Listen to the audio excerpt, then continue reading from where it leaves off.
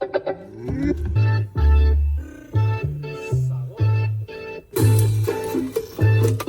go.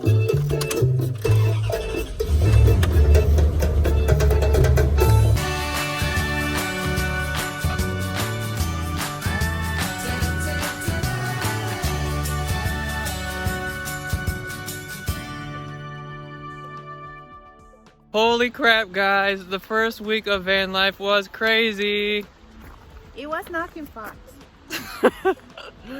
I taught her that one. It did not go the way we expected. We learned a ton on the first week on the road and want to share with you our misadventures. We learned a lot. We made a lot of mistakes. So in today's video, we're going to give you guys some tips for anyone who's thinking about going on one of these adventures so you don't make the same mistakes as we did. Learn from experience. So let's go inside and talk about it. Let's go.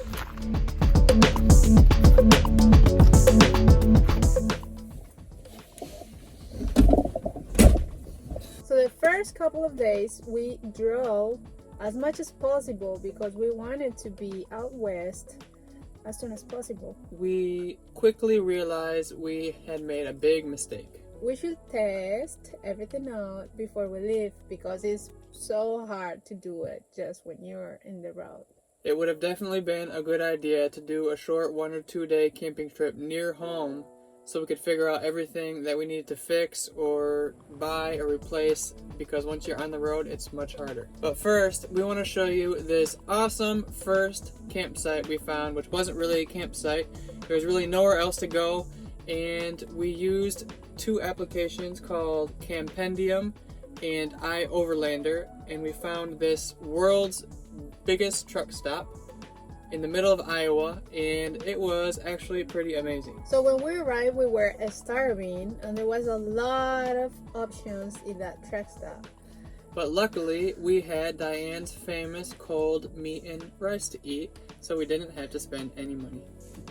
I had to be prepared. You never know. Okay, it was delicious. So the first couple of days that we went on the road, we were trying to keep our routine, you know, the same as when we are home. So we keep exercising every single stop, every single day. That was the plan. That was the plan. And at first it worked well, but that didn't last very long. As soon as it started to get cold, that was over. The exercise ended. No. Exercise is not fun when you have to go out in the cold. You're all sweaty and you don't want to take a cold shower. So we've been struggling on that front. No, amor, mi pelo, mi pelo. Espérate, no me vas a golpear.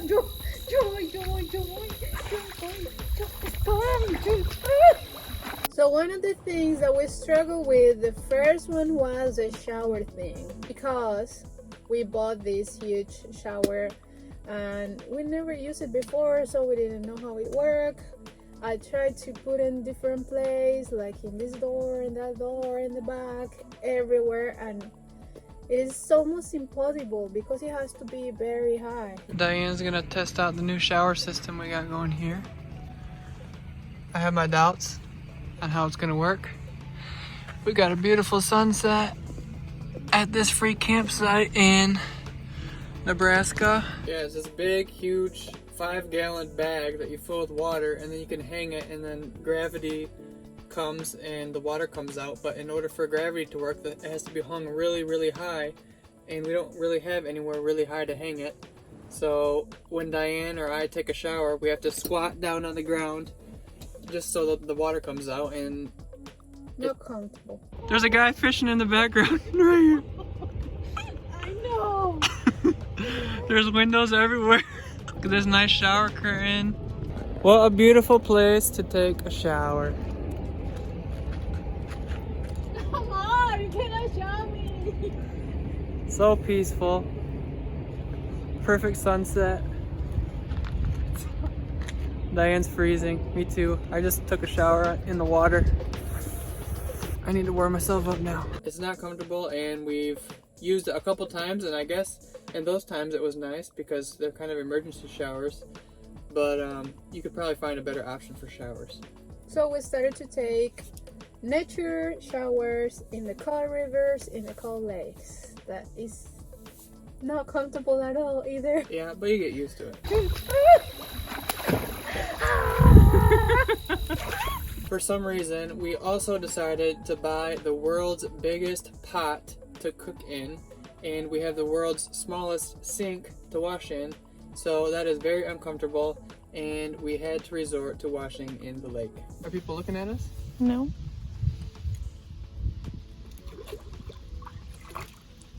It's just food for the fishies. So when you're in a bind, buy the smallest things possible, because it makes life easier. We also got a chance to test out our WeBoost signal booster that we paid a lot of money for. We'll link to that down below.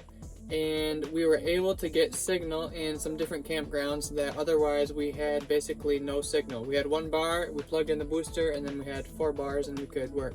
Yeah, it was pretty sweet. It's so fun to work out in nature. It's also fun to have campfires, so make sure to buy some firewood or have an axe or something to get firewood, because otherwise you're going to have to work for it.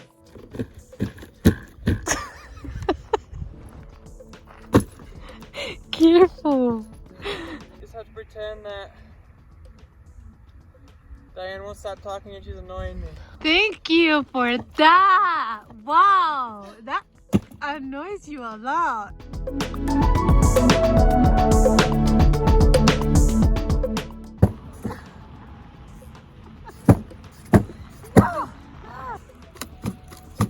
Ow. Careful.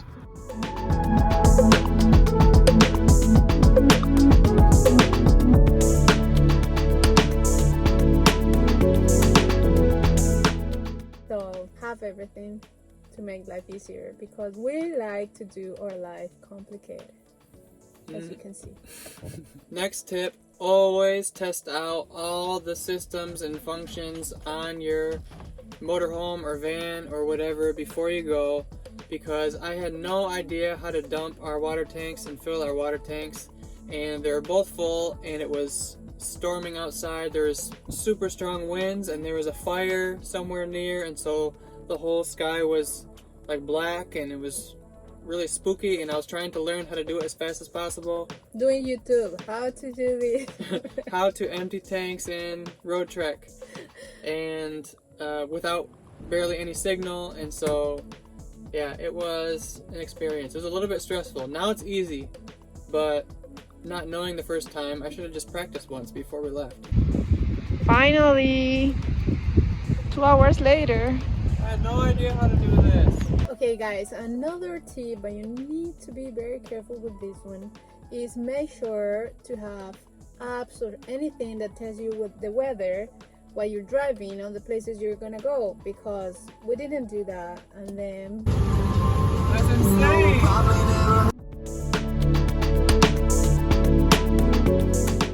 we ended up Right next to a huge fire. It was the first fire we've ever been to. We didn't know how dangerous it was really, but our campsite, as you'll see, is literally super close, and we were pretty scared. We probably shouldn't have camped there. There was no one else there. We were the only ones, and it was so windy and so scary. Wow, Diane, look at this beautiful spot that we get to sleep at tonight. Isn't it amazing? Except for the fires, man. Oh, See? good thing Saucemobile's fast, aren't you? So it is so cool to camp out there in nature, you know, by yourself, because it's so peaceful and so relaxing. But it's also nice to meet people around that is going to give you advices that probably would work. Yeah, a lot of people are always trying to find the perfect spot with a mountain view all to themselves, and that's really cool. But also, if you don't ever meet anyone, you might miss out on some really cool things, and so it pays to make friends and talk to other people. Yes, and look at the roads, because at first we were just driving from one point to another. And Google Maps will give you the fastest way, but it won't necessarily give you the most beautiful way. And so to find those, you either need to talk to people, or there's some websites, which I'll link to below, that show different beautiful routes in different states. Or you can get a road atlas that also show, they mark different scenic routes. Hey folks, this is the most exciting day of van life so far. Last night we parked at a place called Lake Hattie in Wyoming, and I woke up in the middle of the night at like 2 a.m. It was so windy, it felt like an earthquake. Kind of, the van was shaking all over the place, and I was scared. We were way out in the middle of nowhere, and so I got up, got the van ready, and drove 30 minutes to a Walmart parking lot. And so we woke up early. We have about 8 or 9 hours of driving today, and we decided to take the scenic route that a guy told us that we met in one of the campgrounds instead of the normal highway. And he recommended that we stop at these lakes up in the mountains, snowy mountains, I think. And it's snowing up here. We're a little bit nervous about the grizzlies coming up tonight, but time to get back on the road. A little bit tired. That's what the coffee's for, though. Ready, Diane? So another thing that we weren't prepared for was the cold. Yeah, we thought we could get by with just some light jackets, layering with a bunch of sweatshirts and Under Armour and a bunch of fleece blankets that we took from our house, but we were mistaken. Okay, so in our first stop, that was Grand Teton, it got down to 70 degrees at night, and Cold. it was so cold. We were not prepared for that at all. Look at those pajamas. There's no way you're gonna get cold in those. I'm cold. We're here in Grand Teton National Park. We have this beautiful view behind us. Here's the van, but we had a rough night last night. We were not prepared for 25-degree nights. We put all of our clothes on, all of our blankets on. You can see Diane here is all bundled up, and we couldn't sleep. We were shivering the whole night. We tried turning on the furnace for a little while, but we were scared that it didn't work because we've never tested it before, and we didn't know if there's going to be any leaks or anything. And we have a carbon monoxide tester, and so I thought, that should protect us, and it didn't. Nothing happened, but we ended up turning off the furnace just because we were a little bit scared. And then this morning, all of a sudden the alarm went off. I don't know if it was the fire alarm or the carbon monoxide, but out of nowhere, we didn't have the furnace on or anything. And so it scared us, and now we're outside in the cold, and we don't really know what to do. We're in the middle of nowhere. Fortunately, we made a very good friends with a camper couple that was next to us, and they have extra sleeping bags that they borrow us for a few days. So make friends.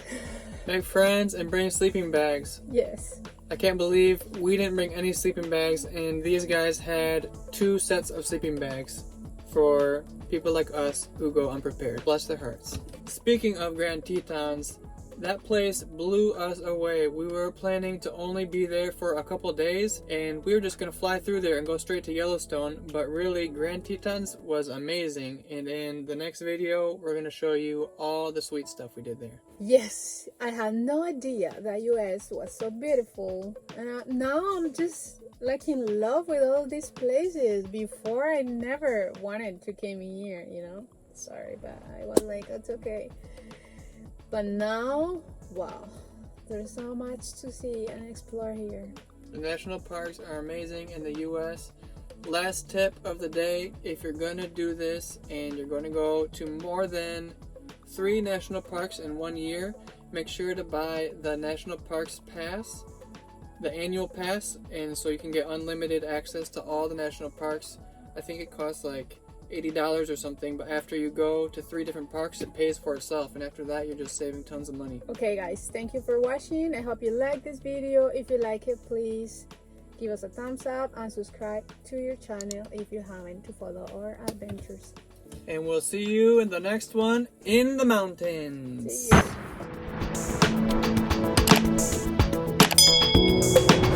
Or we should taste everything out before we Test. Yes, for sure. We should taste everything out before we leave. You keep saying taste. Test.